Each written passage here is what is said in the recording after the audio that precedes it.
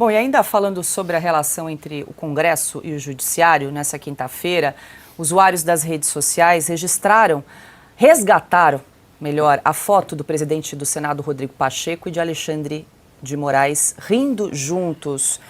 Caute, até o Consta comentou aí essa foto, tá aí, a gente está exibindo na tela para quem nos acompanha, Rodrigo Pacheco e Alexandre de Moraes rindo, a baita de uma gargalhada, né? Essa foto foi tirada aí durante um almoço no Instituto dos Advogados em maio desse ano e agora, claro, os internautas resgataram essa foto, está circulando nas redes sociais, Caute. Agora, no seu comentário anterior sobre o depoimento do Talhaferro, você falou sobre um desvio de atenção, né? Está desviando a atenção para saber quem foi que vazou as mensagens, mas o conteúdo das mensagens e as consequências disso, na verdade, virou a grande cortina de fumaça. E nesse caso, esse bastidor de vamos encerrar os 2 inquéritos, seria também uma forma de tentar desviar a atenção para o que de fato importa, que é essa troca de mensagens e muitas vezes as ilegalidades que foram cometidas ali entre o ministro e seus auxiliares?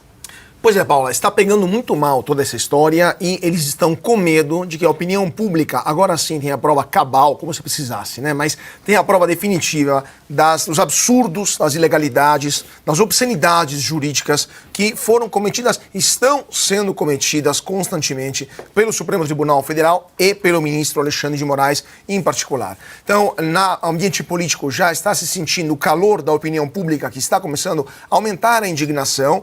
A manifestação no dia 7 de setembro está cada vez mais próxima e será um termômetro importante para ver como está o humor, né, da opinião pública. A paulista, como sempre lembra o Augusto Nunes, é o termômetro do Brasil e se a Avenida Paulista for ficar lotada no dia 7 de setembro, muita gente em Brasília vai se perguntar o que vai acontecer nas próximas eleições municipais, ou seja, depois de poucos dias, mas também em 2026.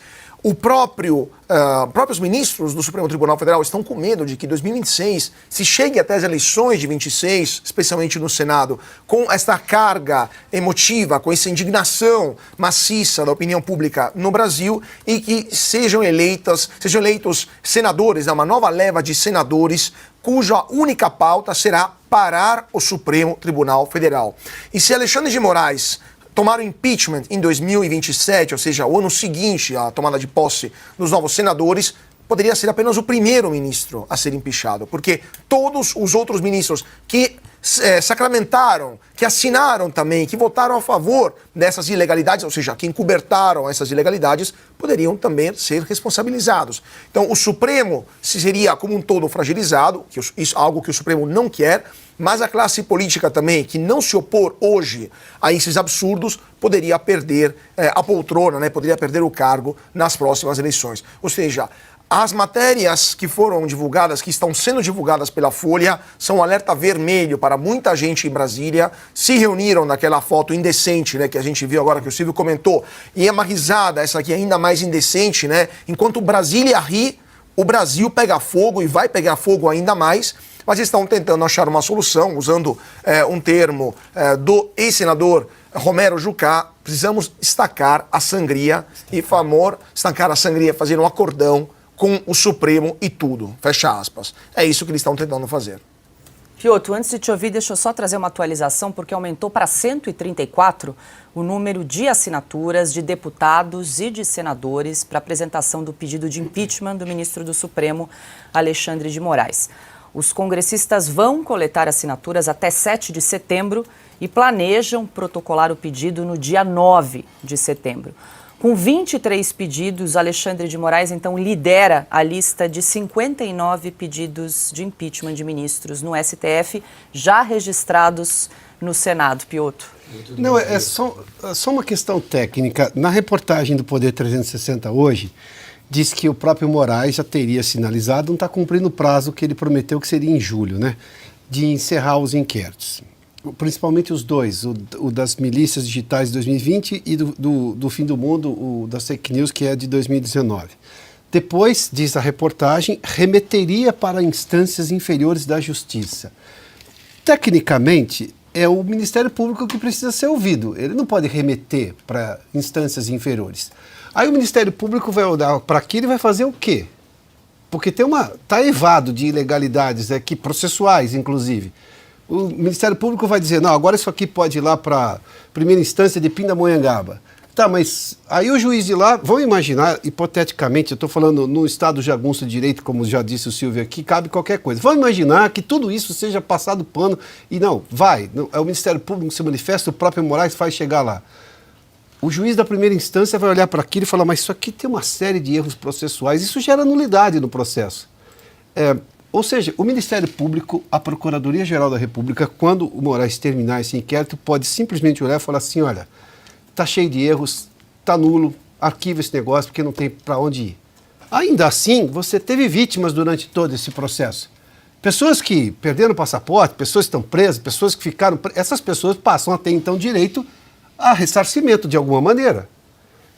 Você vê o tamanho do nó que se enfiou esse tal de inquérito do fim do mundo, ou inquérito das milícias digitais, ou tudo isso que está sendo conduzido lá no Supremo pelo ministro Alexandre de Moraes, que a Raquel Dodge lá atrás já tinha dito que era inquérito ilegal, que o STF estava se transformando em tribunal de exceção. Olha só, foi a Procuradora-Geral da República que não mediu palavras nesse momento.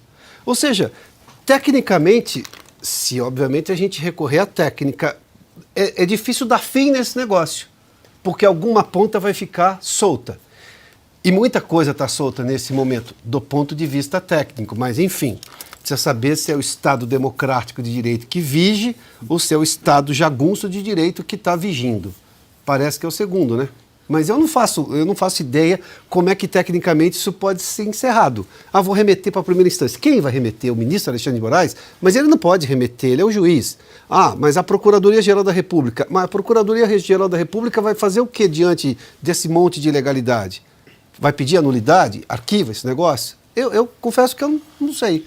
Se ele tiver que remeter à primeira instância todos os casos na dezena de inquéritos conduzidos, tentaculares e sigilosos do Supremo Tribunal Federal, pois bem, então todos os envolvidos no 8 de janeiro, alguns já condenados, devem voltar para a primeira instância. Ou, aliás, melhor, como já está tudo maculado, deve tudo ser anulado.